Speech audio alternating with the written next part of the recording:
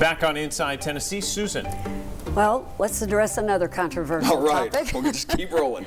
Talk about abortion. Sure. In this Vanderbilt poll, it said 82% of Tennesseans believe that abortion should be legal if it prevents death of the mother or the health of a mother. You all passed a bill that helps somewhat, I think, with that, but still not with rape or incest. Right. That is still illegal in Tennessee.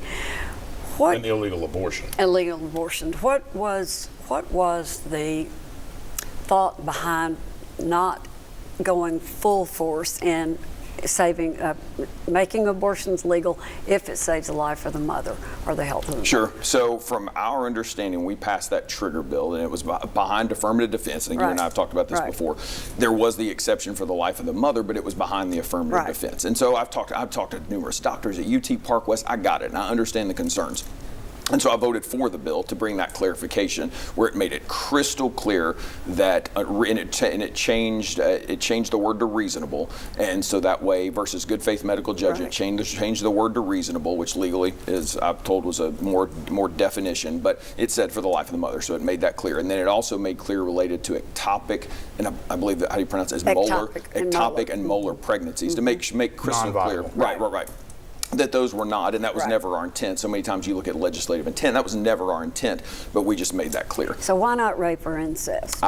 For me personally, I'm not going to speak for my colleagues. Every life is precious, and I cannot imagine what that must be like. We're talking about it somewhere, what we've been told by Tennessee Right to Life, it's less than 3% of abortions constitute. That's a small number. But then they had people that came to us that were survivors of rape. And they had people come to us and talk to us. There was an evangelist that came to talk to us, and they were a product of a rape. And they were like, man, my life is precious. Just because this horrific act was committed doesn't mean you then go in and kill the baby in the womb.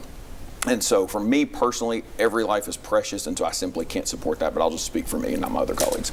I thought Glenn Cassida had a rough time going, and when Cameron Sexton came in, things were going to chill out. It has not been that way. I'm just curious about your confidence in his leadership and whether he should still be there. Absolutely, without question. Speaker Sexton has done a phenomenal job.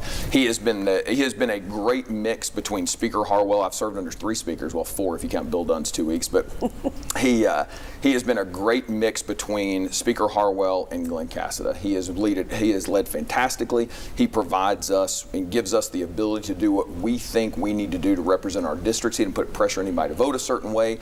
He asks us for support in certain things, but if we can't do it based on our districts, he gives us that leeway. I think he's done a great job. Is it perfect? Absolutely not. Were there some challenges this year? Without question, but I got full confidence in his leadership. So let's talk about Representative Scotty Campbell for just a moment from Johnson County. When did you know that there was a finding that he committed what the bipartisan committee said was a sexual harassment violation? It really was a sexual assault when you look definitionally at what it was.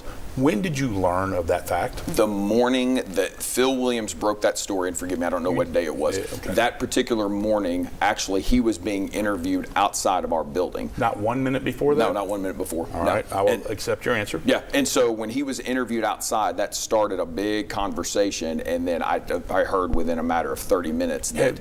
and I appreciate that. I heard within a matter of 30 minutes that he had committed some sort of ethics violation, but there were no details because the way we change things, those details aren't released. And I won't ask you when Cameron Sexton knew, but because I think that's a different answer and you're not responsible for that. But the nearly $9,000 paid to the victim of this harassment assault, and almost $1,000 of it in cash.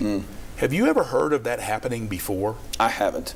And does it strike you as odd $1,000 of it was in cash? I don't know the details of it. I mean, I truly don't. I don't know the details of it because we were so busy when that passed that I knew there was a payout, and I read in the journal just like everybody else. If that fact is true, that almost $1,000 of it was in cash, handed to her by the legislative administrative director, would that strike you as odd?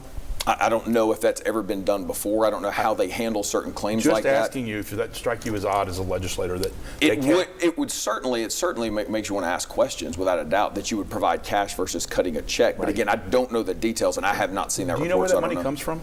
I don't know. Is where it that taxpayer money?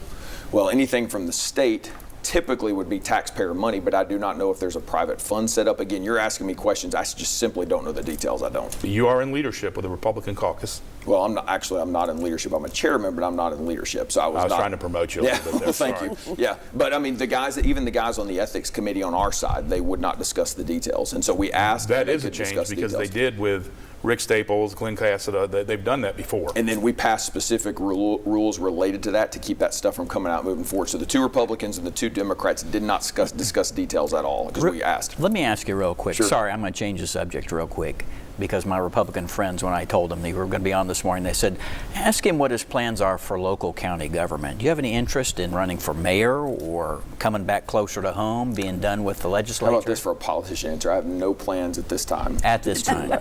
I've heard that before. At this time. Let's leave it there. Representative Zachary, we appreciate the time. Thank you Very much yeah, for it's making fun. time. Thank you. We'll be back on Inside Tennessee with a little talk around right after this.